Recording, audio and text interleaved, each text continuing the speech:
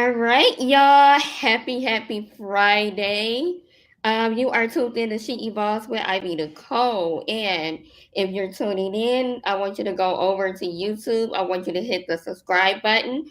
I also want to make sure that you're liking on my pages. Make sure that you follow it because I am live on Facebook on Ivy Nicole, Facebook on Let's Have Girl Talk, Facebook Miss Nikki, and Facebook The Pink District.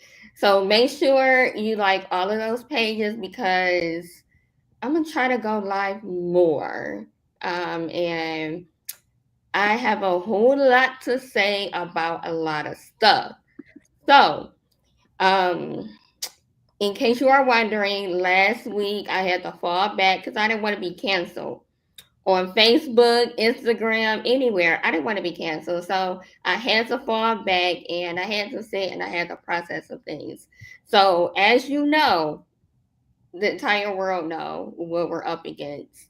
The election, um, unqualified individual, I'm going to say, won the election over a very qualified black woman.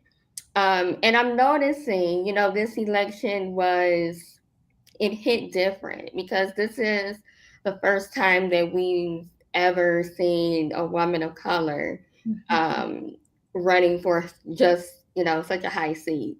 And, we had our faith in her because, representation matters.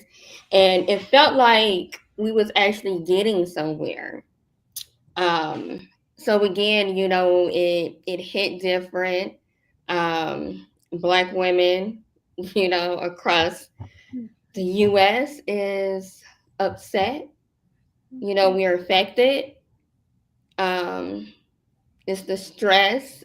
Um, oh my God, the stages of grief. But let's just kick this off. Let's just get into this. So today I have a very special guest, um, Dr. Moffat, right? Yes, So thank you for having me. you are welcome. You are welcome. So y'all, this was my professor, y'all. Black women in America.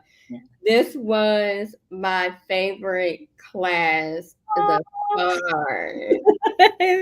That's You were one of my favorite students. I mean, you did excellent work, and I'm just like happy to be here. And I'm so glad that you're like creating this forum to talk about the the aftermath of the election, and then just where do we go from here, and then hopefully I can say some things about the history of Black women in politics and stuff like this, and we can get into a little conversation and stuff about it and stuff. So thank you so much for having me. Oh, thank you for being here. Okay, guys, so we're gonna actually kick this off. So it is a rule that my guests have to introduce yourself, just kind of hype yourself up, let everybody know Yeah. who Okay. So you. oh shit. Okay. So yeah. So like I said, my name is Courtney Moffat Beto. I am a professor at Wayne State University in the Department of African American Studies, and my focus is in literature, but also like Black women, and we did like a lot of like visual arts and social media in class and stuff like this. So I'm looking at a lot of different things as it relates to Black people and Black women specifically. So yeah, and I lived for, I'm a native Detroiter, so I was born and raised here. And then the last 15 years I've been living in Germany. And so that's where I got my doctorate and all this kind of stuff. So yeah, so yeah, I'm happy to be back in the D. And but even though it's just hard because it's like these results of this election, it's just, it seems like madness that we're here in this predicament like this. But yeah, so those are my hype words. Um, so I want to kick things off and just ask you how are how are you feeling? What are your thoughts? Um, Yeah, Right. like I was telling you before, like my mom, she was like devastated, and she's an older woman, so I yeah, worried that it was gonna the results or the election were gonna take her down. Like a lot of myself and like most Black women that I know are very devastated or just like heartbroken, and they put like we all put in so much effort in supporting Kamala Harris, and I think for me to cope with all this like grief, it was important to not see her run for presidency as like a failure, because I think that's often happens with Black women. Is like we're always narrated like in narratives of failure, but what she did was really remarkable in the amount of time. I mean, just even the amount of money that she raised in that short amount of time, it was historic.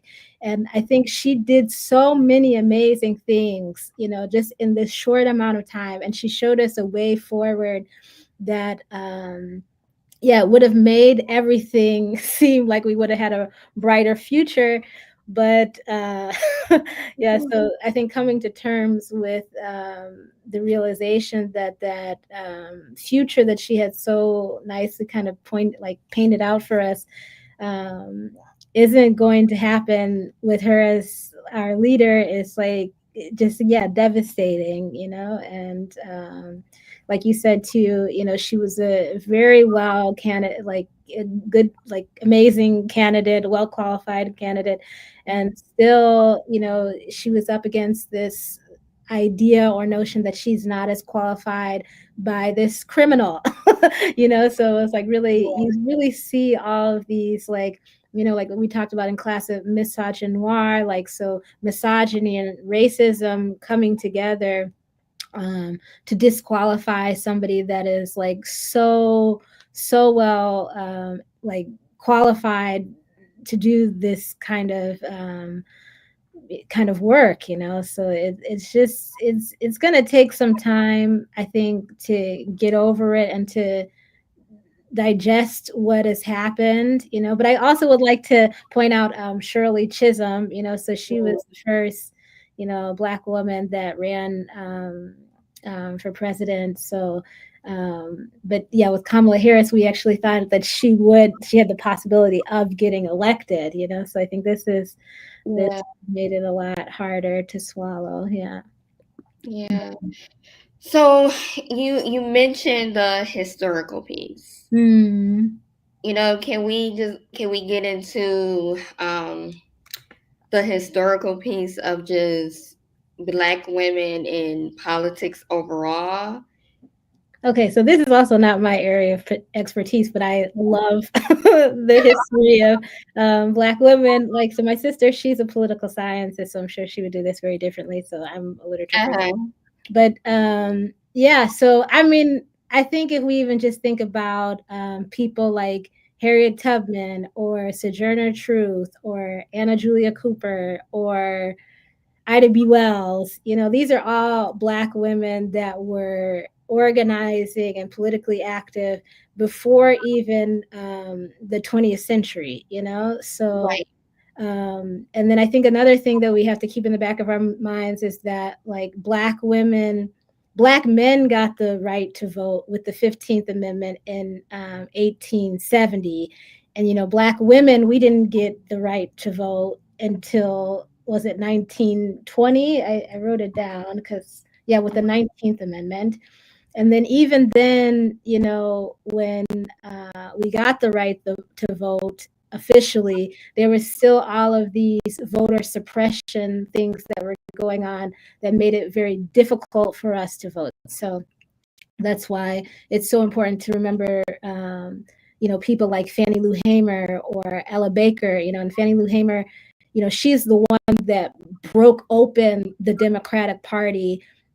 She literally banged through the doors, because it was a white only party. So the Democrats, they wouldn't even let Black people in. So she revolutionized, the I would say Black politics, but also integrationist politics. And oftentimes we never think about the Black women, and I think that's the one good thing about the Kamala Harris situation is that we got a different viewpoint, because oftentimes Black women are like organizing, they're doing all the labor. Even if you think about Black Lives Matter, it's 3 Black women that organized and orchestrated that mass mobilization, and we do it for Black men, Yeah. and oftentimes, I mean, sometimes we hear about the Sandra Blands and stuff like this, but you hear more so about George Floyd or Trayvon Martin or something like this. So Black men, it's like Black women are always doing things in service of other people, so I think that's like important to realize, this idea of intersectionality that we also talked about, so that like oftentimes racial politics would benefit Black men, gender politics would benefit white women, and then Black women are at the intersection of it, and then we're almost like doubly erased from both struggles. So this was like the time, the corrective time to kind of like, celebrate all the work that these Black women have been doing historically and finally give them their flowers. And what we got was a bro movement, so we got a lot more males coming to vote. We had Black and Latino men tiptoeing towards this right-leaning kind of politics and stuff like this. So like my mom, she was saying, Malcolm X said it, the most disrespected woman is the Black woman. So I think it really requires us to really recenter Black women in a way that we've never even done before. Like it has to be a even more revolutionary recentering of Black women, because it's just, we fight for everyone, and it's like about time that the world, especially America, supports Black women, because like we want everyone, to do well, not just ourselves, like this. Yeah. So I mean, so I think I mentioned a couple people. I think like Frances Harper, Yeah. Harriet Tubman, Mary Church Terrell, Ida B. Wells, I think is also really important, just because if we're talking about Black Lives Matter, already back then, she was the person that made lynching, like, for people to know what lynching was, So when 3 of her friends were lynched because they owned a successful grocery store, that's when she started writing all of her newspaper articles and stuff like this. So and a lot of times people always thought that lynching was a punitive thing for something a Black person did that was wrong, but what her work really showed, it was like, if you were too successful, if you were showing yourself equal to white people, then it was like lynch mobs that would come after people and then have these spectacles of lynching Black people, And I mean, of course, she was a founder of the NAACP, but I mean, there's just so many Black women that have done great things, and that we should just know their names and know and put them at the forefront. Like we all know who Martin Luther King is and Malcolm X is and stuff like this. So we need to start to also reshift some things so that we can be prepared to follow the leadership of Black women, so we don't need a charismatic male all the time to be the person who we follow, but we could actually listen and learn from different kinds of leadership, like someone like Kamala Harris. Yeah. So and then I think we're going to talk later. Sorry to interrupt. It's like the idea of health, And I think if we look at Fannie Lou Hamer too, it's important because she was, they gave her a illegal hysterectomy, Yeah.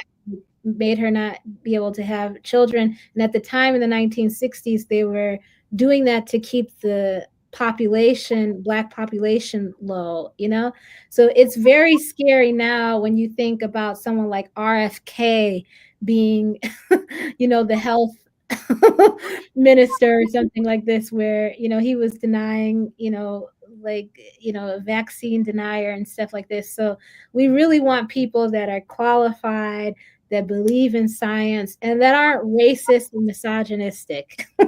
Sorry. Okay, that was my last. Oh, you know what? That's actually the angle that I was going in. Mhm. Just talking about not really realizing how misogynistic this world is.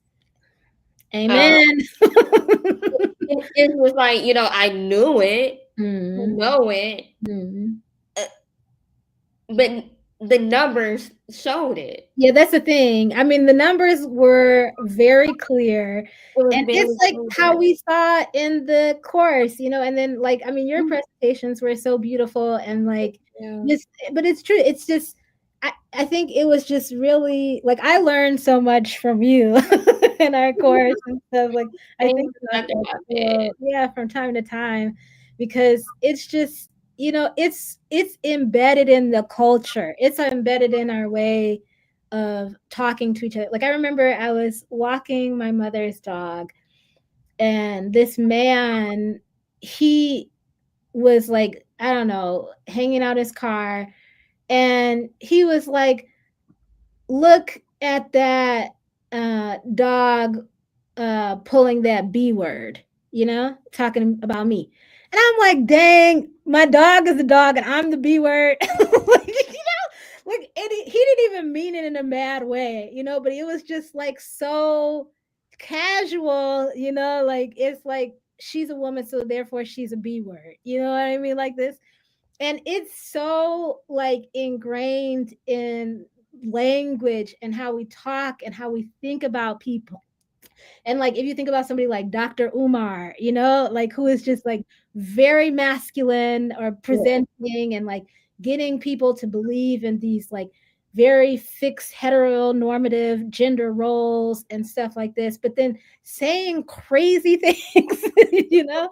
And yeah, like, I mean, and just even the whole thing about women's health. And I think that was something very positive that Kamala Harris did, is just understanding why abortion is an important issue. And I think a lot of people, they were just really doing their Christian conservative thing, like not even thinking about the health of the woman, but like with this, like, being able to see how women are dying because they're not getting the right kind of care, like if you have a miscarriage or something like this, like, you know um you need to the doctor needs to help you, to make sure that your health is okay, so that you don't die or something like this. But it can't just be a simple, um or if someone is like, God forbid, raped or something like this, and they're forced to carry the child to term. I mean, I think there's just a lot of things, even if we don't agree on all of the things. I think her, yeah, bringing up the idea of like women's health, that was like very important, just so that women and young girls can also know what rights they should be fighting for, because it's like we grew up into Roe v. Wade, so we had a choice. But then now this next generation, that choice has already been taken away from them, you know? So, and Yeah, and because I've talked about this before.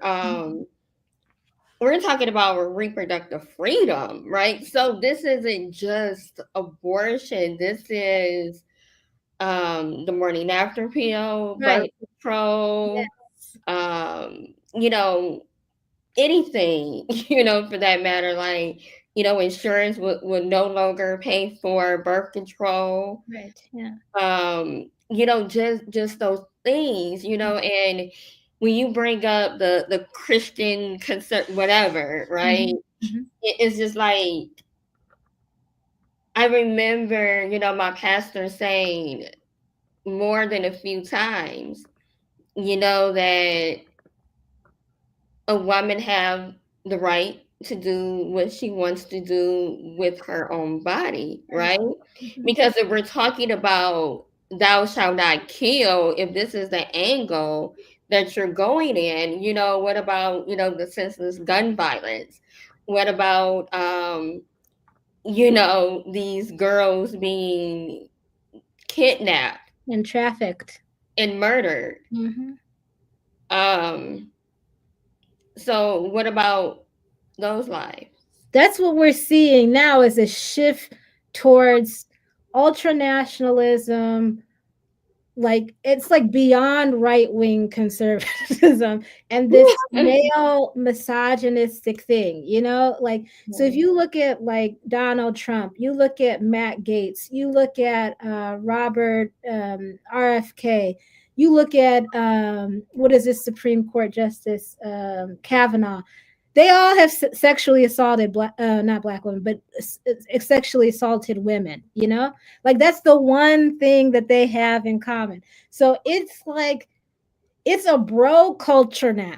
It's like it doesn't matter, like women are supposed to somehow be subservient, be in their place, so and I think that's the thing, it's like we have to also be careful with young men in general, like how we're educating them to still want to participate in a culture that respects women, because like our leaders now, they say that it's okay to rape, abuse, not force the women to have the like they don't want any responsibility from anything, and that's the thing, like at least Kamala Harris was trying to do, is like bring back the idea of social responsibility, having a stable economy. He's about to bankrupt the economy. Elon Musk has already said, like, get prepared. The common man is about to go through some hardships, but the top 1%, for people making over $100 million, they're going to get all of these tax breaks, and he's about to pardon himself and like all his other little criminal friends and stuff like this. So I mean, it was a huge loss in so many different ways, and I think now it's just like we have to really take back our minds, because another one of the things that he's proposing is like to cancel or defund the Department of Education. And I think what he's like trying to do is like like I think one of the main things that we're fighting against is misinformation and low information voters, so, and I think that's the thing that was great about Fannie Lou Hamer, is like she went into the South and like educated people so that they could be educated enough to take the tests, and I think we're gonna have to start to like do the woke culture on steroids, of like saying people, we need to wake up, because we don't want it to be where they already destroy public school systems even more than they already have, because it's like they've been under assault. We've been forcing teachers to force them to teach to these standardized tests. So like critical thinking isn't even in the curriculum anymore. And now that they're trying to convince people that public schools are bad because they're full of woke LGBTQ gender affirming stuff, and instead we need to put people in home schools, Christian private schools, or just private schools. No, those are the three options that the conservatives are pushing, and it's in a like that's where we need to say exactly no. Like no. education is important. It's everyone's right, just as health insurance is everyone's right. There's like basic human rights that I think we went through a couple of them, but like we need to do that even more, so that's, I think, like the most important things is like now with the local elections, because we can't just wait every 4 years. God, thank you. I say that all the time because you see people are so focused on the presidential election that, they forget about the midterm Right. Yeah. election that's every 2 years. Yeah. And that is a very important race. Yeah. Like if we thought about it like in terms of the way that like Donald Trump and all these MAGA people did, like they Mhm. got the elections results and then I think they probably started organizing 4 years ago, like thinking about how to, because they're like, Yeah. they stole the election and then, like this kind of stuff. So I think it's like in the same way, like we need to think about every 2 years, then every 4 years, and then thinking about like maybe even coalition building, so how can Black women work with um, Latinx women or white women and Asian women, or how can they work with us, because the main people that voted for Kamala Harris were Black women and Jewish women, and it's like we Yeah. need more people behind us than that, so Yeah, yeah. it's just like, I think, how are we like really perceiving this loss? Like, do you think that we are more encouraged now and just kind of like, okay, this is possible? We can fight back, we can do anything because um we almost had it. But on the flip side is America really ready for a Black woman? They never been ready. They never been ready. But that's the thing. We've been here. We've been here longer than most people, So that's the thing. It's just like I wouldn't give in to pessimism and I wouldn't give in to like fear of a good fight, Because if you look at like, that's why like, when I need some strength, I really think about like Ida B. Wells and like I think about, Yeah. it's like especially like someone like Sojourner Truth that you can withstand Mm, slavery, like, and I think that's something that we dare not lose, it's like our determination for freedom and freedom in the broadest sense, so it's like, there was these a few like Tim Scott, like these Black male Republican people that were, soldiering up for Trump. And then now when you look at who he's elected in his cabinet, there's not one Black man or anybody. You know what I mean? Like this. So it's like, I think there is like, maybe a wish, like, because like the alt-right, it's a multiracial movement. So it's not, it is a white supremacist movement, but it is a multiracial white supremacist movement, So you have I forget that Indian guy's name, but he's like now gonna be the co-efficient manager with Elon Musk. I forget this guy. He was running for president, Vivek Rama something. I don't know. But anyway, so you have like multiracial people, in this alt-right movement. And you have someone like Clarence Thomas, who's at the mm, Supreme Court, and he benefited from every type of affirmative action program possible. And he spent his life making sure that nobody else can benefit from those social structures in the way that he has. And we really should have known when he like, sexually assaulted Anita Hill, but there's this culture where we don't believe women and we don't value women. So I think if that's like the challenge going forward, and hopefully with younger people and not the cynical people that are not willing to change, but we need to get us together, you know, and continue like in our tradition that we have established for ourselves. So not to give in to cynicism or be dismayed by a temporary failure, because it's like that's how they make you feel small, that's like the idea of intimidation to try and put you in your place, so when you go outside you're not holding up your head as high anymore, or you're thinking what's possible for me, and these people are ignorant felons, and they walk in like the world is their oyster. You know what I'm saying? So that, I think, is the trick, is that we cannot allow. I think it's important to be sad and take all the self-care days, and like maybe not even care as much about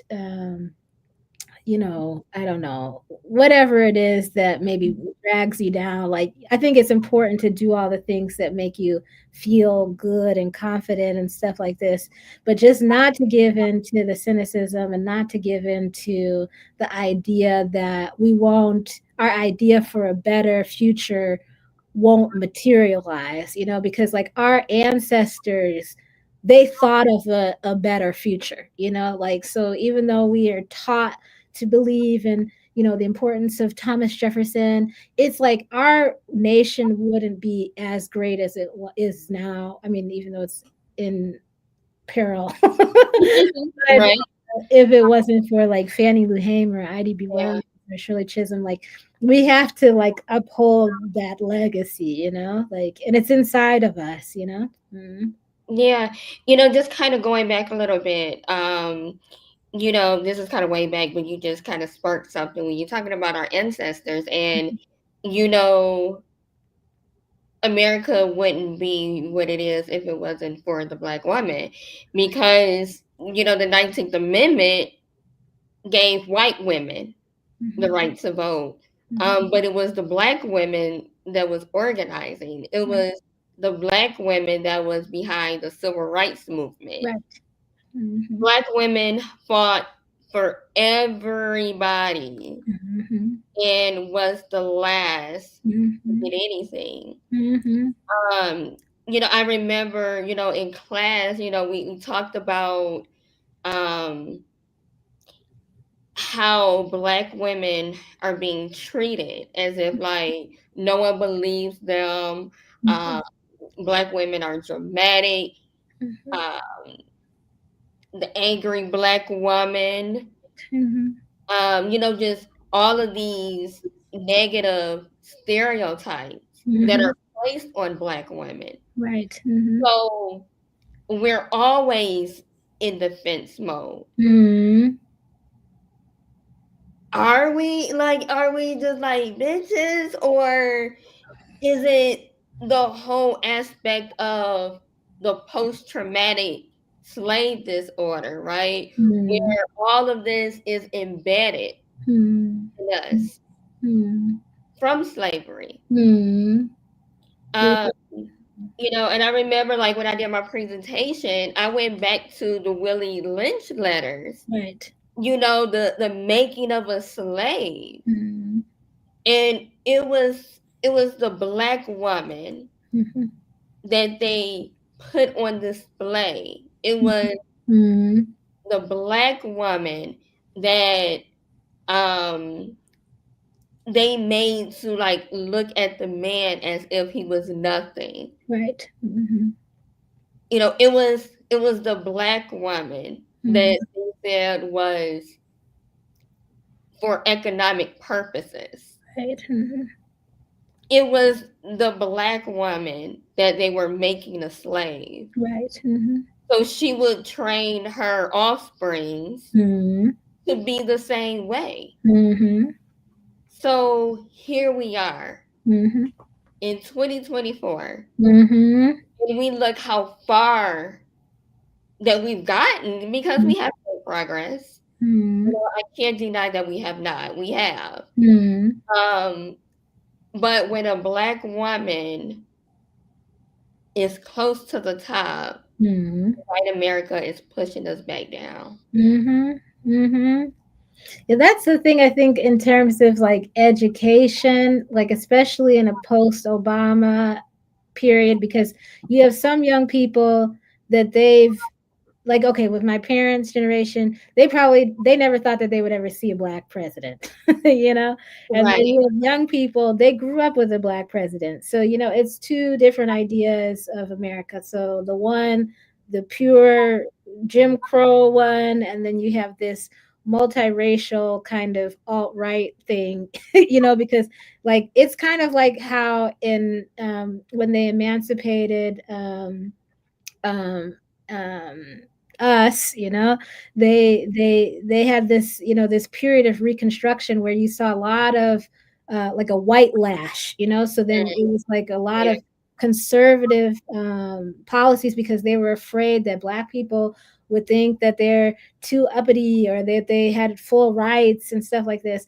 And I think we're still seeing that white lash as a result of Obama getting um, elected president. And I think, with someone like Kamala Harris, she's almost perfect. You know what I mean? Like, so they're really having to really try and find, and that's why they were just doing the racist, misogynist, they didn't hold back any of that, to tear her down.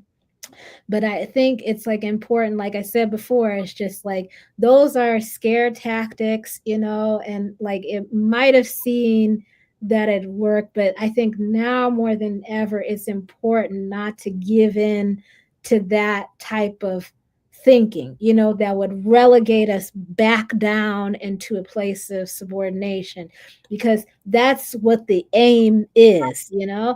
So I think it's just important to like really fight back against that, like no matter how, like there's this book, I don't think I have it here, and it's called Presumed Incompetence, and it's like about Black women professors who are oftentimes denied tenure, or they're not allowed to rise in positions because they're Black women, and it's often they're thinking that they're somehow incompetent, but that's a way of trying to keep Black women down and then out of the academy. So do you like give in to that? I mean, of course, like I also believe sometimes people should just walk away if things are, too difficult, and you can also, there's enough opportunity in the world where you can find something that you want to do. But I think not to give in to yeah, just the pessimism, and then especially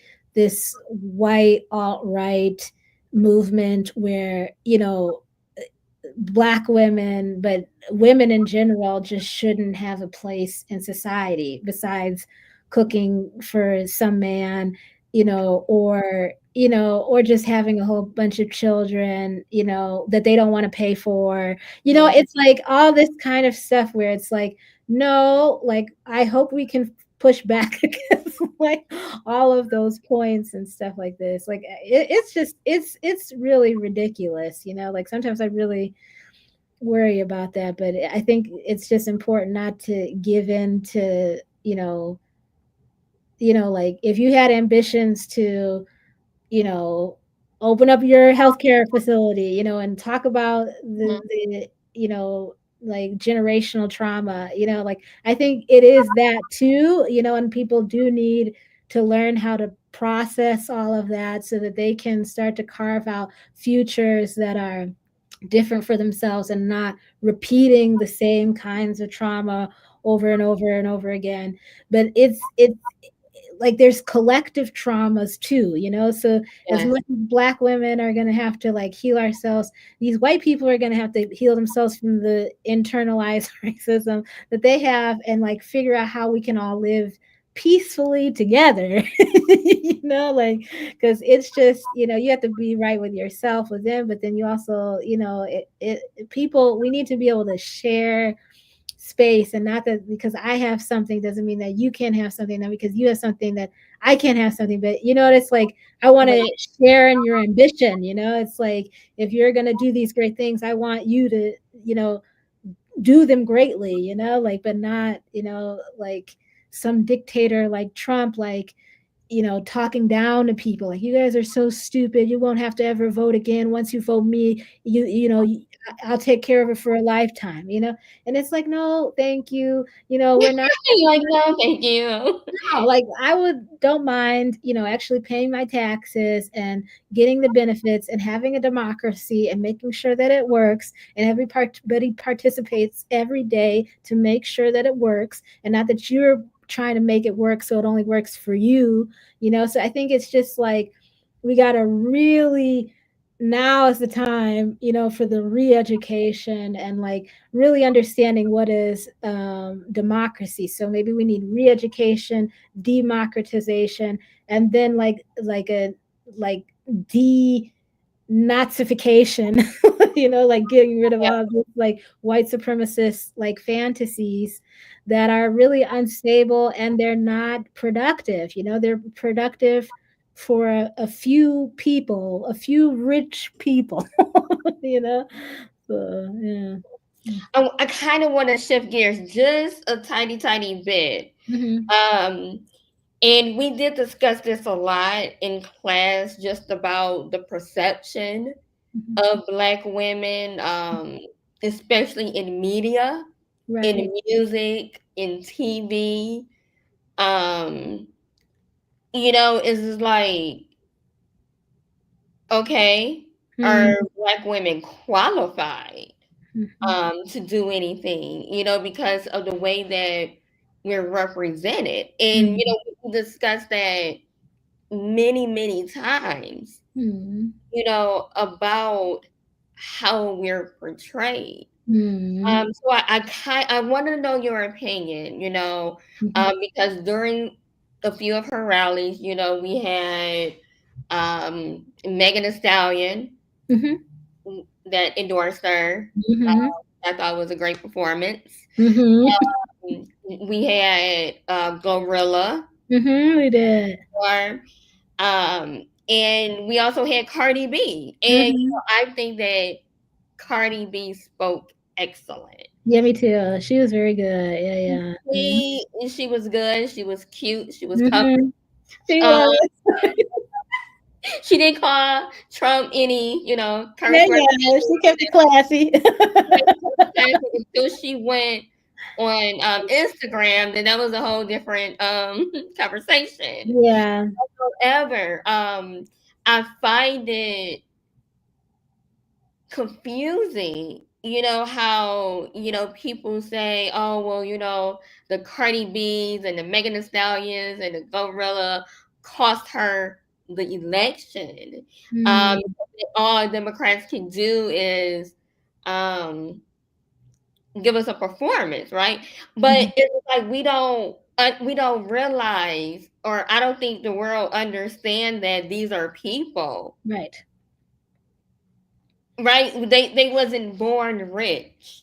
Yeah, no, I think it was great that they included them. And I think that's again where people are cherry picking, trying to find something to, you know, because he couldn't find anybody to go to his marches. You know what I mean? Like there was no celebrities to be seen. And I think it's like, you know, we see the power of representation. So, and we talked about that in class with like Patricia Hill Collins and talking about controlling images. So, Yeah. the Mammy, the Jezebel, the Sapphire, and we see that all over TV, especially in reality TV, where it's like, again, when you're talking about generational trauma, people are just getting paid to relive their generational trauma over and over and over again. And you know, it would cost them a lot to heal themselves. You know what I mean? Like this, and they wouldn't be as interesting. There wouldn't be as much clickbait, Mhm. because people wouldn't want to watch a person get their life together, you know. So, but I definitely don't think that like Megan Thee Stallion or any of these Black women like cost her the election. I think that was just like something that the Trump campaign tried to do to like smoke and mirrors because there nobody was coming to their rallies. But I think it also shows like the limits of representation in terms of just like yeah, like just with the results of the election, you know. So like if it's one thing, I think if we do all this like media stuff, but I think we need to really get back to like social organizing. So like where do we actually find Black people and like how do we come into conversation with them, you know? And it's like, of course, I think like with Barack Obama, he revolutionized the idea of election by, you know, tapping into social media, but maybe that's also not enough. You know, like how do we actually get people like to come up and vote for a black woman. You know, it's like black women came and they understood the assignment, but it Yeah. seems like a lot of other people, they were like slow to come, or they were indifferent. Young people, I don't think they were, you know, with the war on Palestine, like I think it was hard, they didn't invite her anybody from Palestine to, you know, participate in the Democratic National Convention. So I think that also, you know, might have hurt her in some ways. But I definitely don't think it had anything to do with like Megan Thee Stallion. And I think it just was so good that they like they showed up, you know, as young black women, you know, to Mhm. be political, you know, like to show that it's cool to think about, you know, your health, your rights, you know, and like democracy, you know. So I was just happy that like young black women were doing, not just like, you know, Beyonce, you know, and stuff like this. So Right, everything about right, Beyonce yeah. that was good too. Yeah, you know what? I loved it. I loved all of them. I loved Mhm. Meg's Mhm. performance, Mhm. um, because she's been political for a minute. Yeah, you could talk about She's that in your been question. political for a minute. This is not her first time talking about Mhm. politics. Yeah, yeah, yeah, that's true. Yeah. You know, she has music from 2 years ago Yeah, yeah, yeah, yeah, it's true. talking about politics, talking about my body, my choice. So Right. this is nothing new. Mm, Um, mm. you know, again, you know, we we have to try to relax, Yes, for right? sure. And take care of ourselves. Yes. Um, what is the best way that you think, you know, black women could just kind of take care of themselves? Because for me, it's just to kind of unplug. Yeah. I have not, well, I've had on the TV, but I have not like turned on CNN. I haven't watched the news or anything like that. But Mhm, when I go on social media, mhm. you know, TikTok especially, there. It's starting to die down. I'm not seeing it as much Mm. as I was, but you know, yeah, that's my way to just kind of tap out. So Mhm. what do you think? What is your opinion? I think everybody's different, you know? So it's just, I would definitely encourage people to delete Twitter or X or whatever, because that's Elon Musk. He owns that. And I think we need to like use our data and our money carefully. So I would not invest in any um, like, anybody that like any corporation that was pro Trump, you know. So that would be my first thing, is I would research that. Like I think Mhm. Target was more for Harris, and then I think like Walmart was for Trump or something. I don't know, don't quote me on that, but I would just really look at those things, and then also, yeah, live my life accordingly to the politics that I have.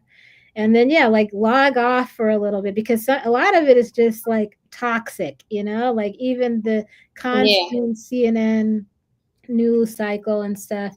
And like I love reading poetry, so I can recommend The Black Unicorn by Audre Lorde. And the reason why I like it is because it's so short, you know, but in like these small lines you get these like pictures, so it's a way to like disconnect but also be drawn into something that's beautiful. And like listening to music, working out, you know, like going for walks, like all this kind of stuff, being in nature, you know, and stuff like this. Yeah, spending time with family that you like, you know, What like you like? yeah, our friends and stuff like this, you know, so this kind of stuff. But just being like kind of radically selfish at the moment and giving yourself time to feel all the things, but you know, like giving yourself all the pep talks that we need, because it doesn't make sense to feel bad, you know, because this is like really like evil at its best, you know.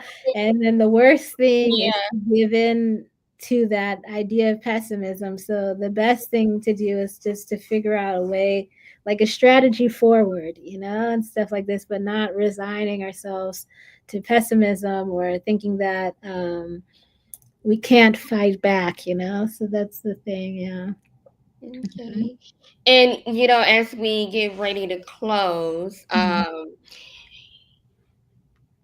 you talked about support in the community and just building amongst one another. I was actually on a Zoom last night, spearheaded by Supermajority, shout out to them, to just kind of sit, feel, process some things, and be realistic about what we as Black women need to do going forward. Because the reality is we can't unplug for too long. Exactly. We can't sit and process and dwell for too long. Because too long is going to be 2 years. And we need to start now. We need to start organizing, and putting people in the right place. Right. So at least, your state is somewhat protected. Because that's important. And I don't think, people really understand the importance of, your local elected officials. Right. Yes, exactly. Yeah. Like your state senate, your state rep, city council person. I mean, whoever is, represents your county, those people, because we can't allow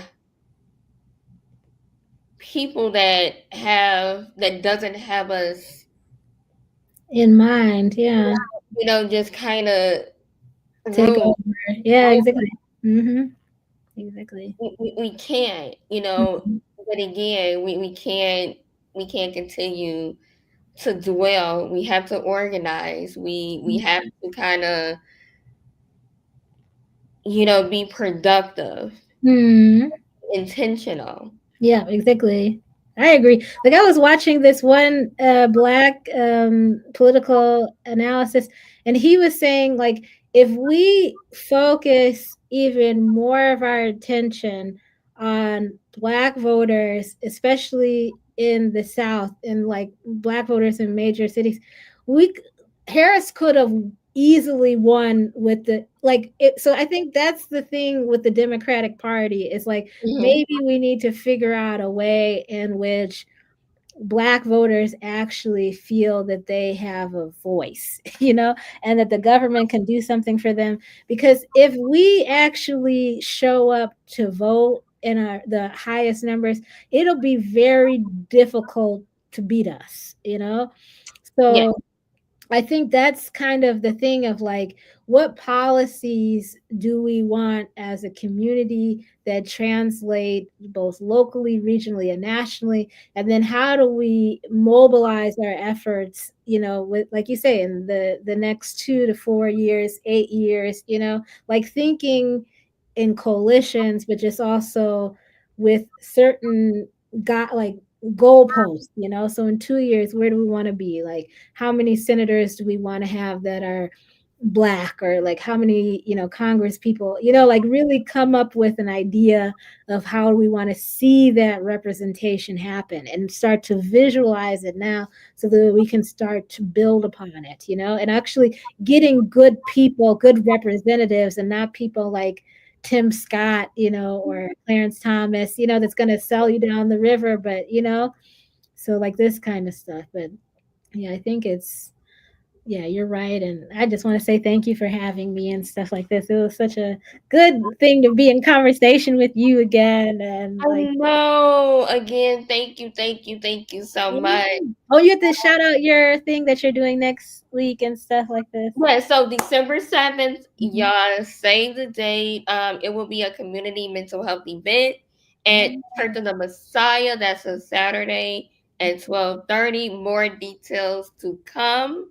Mhm. But please understand this is going to be a different type of event that you don't want to miss. Yes. Yes. And So it's going to be live streamed. thank you, Dr. Muffet. So if anyone wants to connect with you, how will they do that? Yeah, just what is my email again? Yeah, if you just type in my name into Google, you can usually find Okay. it. And Okay. okay, but it's HQ3486 at wayne.edu. So also, if you're a Wayne State University student, sign up for my class. I'm going to be teaching Intro to African American Studies next semester. So I'd love to have you. So yeah. Will you be teaching Black women in America again? No, not next semester. I'm just teaching two intro courses and then maybe I'll teach a film course, but that's not confirmed yet. Yeah. Okay. Do Yeah. you have any projects or anything coming up that people can support? No, I mean right now I'm just working on a book.